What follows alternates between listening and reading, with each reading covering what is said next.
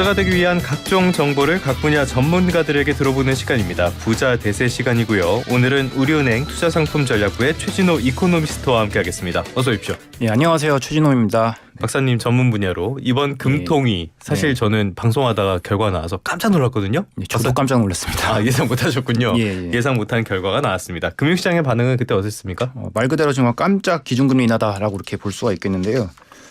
사실 이제 지난 10월 금통에서 기준금리 처음으로 인하를 하지 않았습니까? 예. 그리고 그때 이제 밝힌 이제 한은의 스탠스만 보더라도 이제 기준금리 인하를 한번 했으니까 이것이 가지고는 효과를 조금 면밀하게 관찰하겠다라고 하면서 11월 인하 가능성에 대해서는 좀 부정적으로 견해를 밝혔습니다. 예. 그럼에도 불구하고 기준금리 인하를 딱 했다라는 것은 어떻게 보면 한 달 동안 상황이 많이 급변했다라는 것을 반증을 하는 것이기도 하고요. 그 상황이 급변했다라는 것은 그만큼 국내 경기가 더 안 좋아졌다. 불확실성이 더 커졌다. 이런 것들을 반영했다. 이렇게 보시면 될 것 같습니다.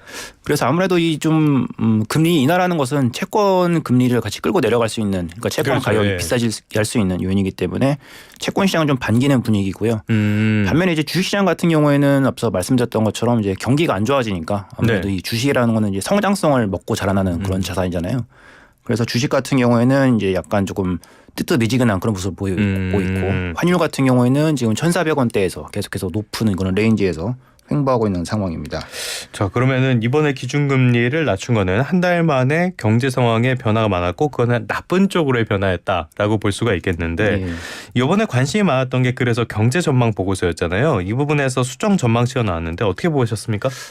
일단은 지난 3, 4분기에 우리나라 이제 국내 경제 성장률이 이제 전기비 0.1% 나면서 그 쇼크 수준이었거든요. 그래서 이런 것들을 반영을 하게 된다면 내년도 성장률이 이제 내려간다라고 하는 것은 이제 어느 정도 다 예견이 되었던 부분입니다. 그래서 숫자를 보시게 되면 이제 기존 전망치가 2.1% 있는데 이번에 1.9%로 내려갔고요.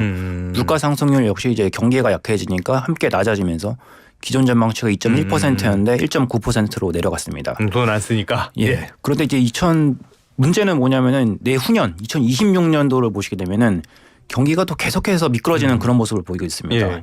내년 그러니까 1.9%보다 더 낮아진 1.8% 정도로 이제 성장률이 기록할 것으로 그렇게 보고서에서 예견을 하고 있고요.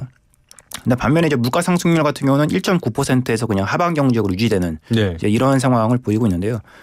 아무래도 이제 그 대외 불확실성이 많이 커졌다라는 것이 가장 큰 변수로 작용을 한 것 같고, 그 대외 불확실성이라고 하는 것은 이제 트럼프 행정부가 이제 집권을 하면서 가져오게 될 여러 가지 무역 관련된, 교역 관련된 그런 정책들이 좀 아무래도 수출에 민감한 이제 대한민국의 경기에 좀 영향을 많이 미칠 거다라고 하는 이런 불확실성이 많이 좀 반영이 된 것 같습니다. 뭐 이번 결과를 보고 일각에서는 너무 과격한 거 아니냐 뭐 이런 이야기도 하던데 박사님께서 보시기에는 이런 전망이라든지 조치 같은 것들이 딱 공감이 되시나요? 일단은 어떻게 될지 모른다라고 하는, 그러니까 긍정적이라고 보기엔 당연히 힘들고 불확실성이 얼마나 안 좋을 것인가라고 하는 그런 것이 너무 크기 때문에 아무래도 정책 당국 입장에서는 너무 긍정 편의적인 것보다는 차라리 부정적으로 하는 것이 조금은 이제 안전한 선택이었다라는 이제 그런 해석이 가능한 것으로 보이고요. 미래를 대비하라.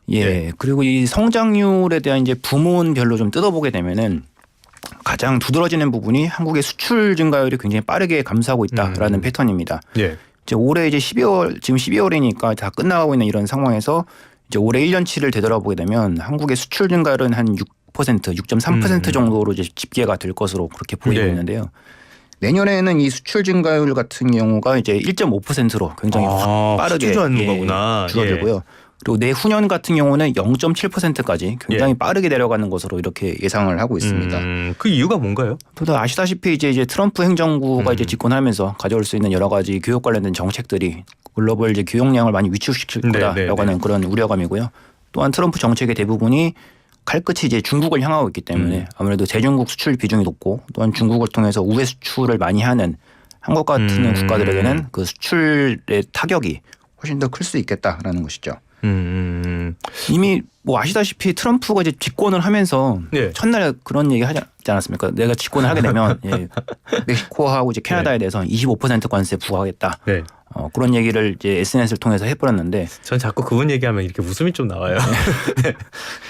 이게 그래서 멕시코나 캐나다가 뭐 미국과 외교적으로 그렇게 나쁜 국가도 아니고 이미 공급망에서의 중요한 국가인데 거기다 이렇게 동맹이잖아요. 중국에 대한 도대체 얼마나 어떻게 심하게 할지 알 수가 없다라는 이제 그런 불확실성들이 큰 상황이죠. 그렇기 때문에 우리는 굉장히 보수적으로 전망 같은 거를 잡았다라고 보면 되겠습니까? 그러면 전반적으로 봤을 때는 우리에게 안 좋은 시나리오를 전부 다 적극적으로 반영한 그런 수치라고 봐야 되겠네요. 알겠습니다. 그런데 앞서도 저희가 천소라 교수님과도 이야기를 나눴고 간밤에 그런 블룸버그 쪽에서 뉴스도 나왔던데 정말 트럼프가 관세를 그렇게 할 수 있겠냐. 그렇게는 못할 것이고 점진적으로 갈 것이다. 이런 전망이 나오더라고요. 박사님께서 어떻게 보세요? 트럼프 행정부 1기 때랑 조금 비교를 해봐야 될 것 같은데요. 관세를 부과하는 그 방법에 따라서 아마 이제 분명히 미국 경제에도 타격을 입을 텐데 아무래도 이제 자국의 입장에서 이제 놓고 볼 때는 미국 경제 타격을 최소화하면서 관세를 부과하는 그런 방법을 사용을 할 것으로 보이고요. 관세를 부과할 때 이것이 이제 인플레이션이라든지 미치는 영향의 경로를 좀 살펴보게 되면 일단은 관세를 부과했을 때 기업이 부담하는 부분이 있을 것이고요. 그것을 이제 최종 소비자가 부담하는 이런 부분이 있을 텐데 이런 것들은 이제 관세가 어느 이제 섹터에 더 많이 부과가 되느냐라고 하는 이 전가율에 따라서 결정이 됩니다. 그리고 이 전가율이라고 하는 것은 어떤 상품에다 부과를 하느냐에 따라서 결정이 되는데 아무래도 기업들이 조금 더 많이 사용하게 되는 자본재라든지 생산재 이런 데다가 부과를 할 경우에는 그 전가율이 기업 쪽에 좀 많이 실리게 될 것이고요. 직접 소비재 같은 것들 그러니까 공산품을 바로 수입해서 팔아야 되는 이제 그런 직접 소비재에 부과가 될 경우에는 전가율이 훨씬 높기 때문에 아무래도 민간 소비자들이 접하는 그 체감 물가가 훨씬 더 높아질 수가 있겠죠. 근데 기업에 전가가 된다 그래도 결국엔 그게 다 소비자 쪽으로 전이가 될 거 아니에요. 예, 그렇습니다. 근데 이제 다만 정치적인 입장에서 놓고 본다면 기업에 부과되는 것은 기업 이익이 지금 미국에 굉장히 높은 상황입니다. 전 세계에서 기업 이익이 지금 늘어나는 국가는 거의 미국밖에 없다고 보시면 되는데 그렇기 때문에 미국의 기업 이익이 어느 정도 이것을 상쇄할 수 있는 이제 버퍼 캐피탈을 가지고 있다라고 보는 것이죠. 그리고 또한 이것이 결국에는 어차피 소비자 물가로 전이가 될 것이지만 그것이 정이 되는 것이 뭐 하루 이틀 만에 되는 것이 아니고요. 짧게는 3개월, 길게는 6개월까지 걸리기 때문에 아마 이제 정치가의 입장에서는 이제 이런 것들을 고려를 해서 아마 자본재나 생산재부터 이제 부과를 하고 서서히 소비재 쪽으로 이 관세 정책을 확대 나가는 이제 이러한 정책을 쓸 것으로 보이고요. 당장 반발이 있는 것보다 3개월 뒤에 나오는 게 나으니까. 그리고 실제로 이러한 패턴은 트럼프 정부 1기 때도 나타났던 그런 패턴입니다. 그렇기 때문에 미국의 지금 현재 경제 펀더멘탈이 좋다라고 하는 이런 점들 그리고 이런 물가들이 관세의 효과가 물가에 전이된 이런 효과들이 어느 정도 실체를 가져가느냐 이런 것들에 따라서 트럼프는 이제 굉장히 좀 강경한 정책을 계속해서 추진하지 않을까 이렇게 보고 있습니다. 알겠습니다. 만약에 관세를 정말 말한 대로 다 도입을 한다면 물가 상승률이 막 15% 이렇게 될 것 같은데 어떻게 될지는 좀 지켜봐야 될 것 같고요. 물가 얘기를 하다 보니까 결국에는 FOMC를 볼 수밖에 없게 되는 그런 상황이에요. 18일이던가요? 올해 마지막 FOMC 회의가? 맞습니다. 지금 올해 마지막 FOMC 회의가 예정이 돼 있는데 전망은 어떻게 하십니까? 기존 전망치 사실 이제 트럼프 당선 이전까지만 하더라도 그리고 점도표에서 밝힌 바와 같이 11월 인하는 25bp 추가 인하하는 쪽으로 컨센서스가 이제 많이 힘이 실려 있었는데요. 사실 이제 그 이후에 트럼프가 당선이 되기도 했고 또한 미국 경제 지표가 그렇게 크게 꺾이지가 않으면서 지금은 동결하고 25bp 인하가 거의 이제 절반 수준까지 대등하게 올라와 있는 그런 상황입니다. 그리고 아마 이제 그 핵심 키가 이번 주 금요일 날 이제 발표되게 될 미국 고용 보고서가 결정하지 않을까라고 보고 있는데요. 이번에 발표되는 게 이제 11월 보고서인데요. 사실 그 앞서 이제 10월 보고서 때는 미국의 이제 신규 취업자 수가 비농업 신규 취업자 수가 1만 2천 명밖에 안 왔었습니다.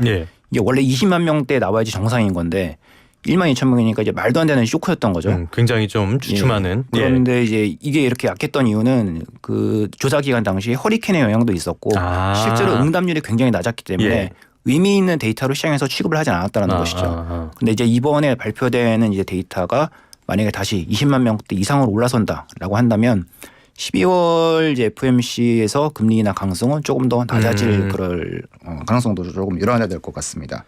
이런 것들이 국내 금융시장에도 직접적인 영향을 미치기 때문에 상황을 지켜봐야 될 것 같습니다. 지금까지 우리은행 투자상품전략부의 최신호 이코노미스트와 함께했습니다. 오늘 말씀 고맙습니다. 감사합니다.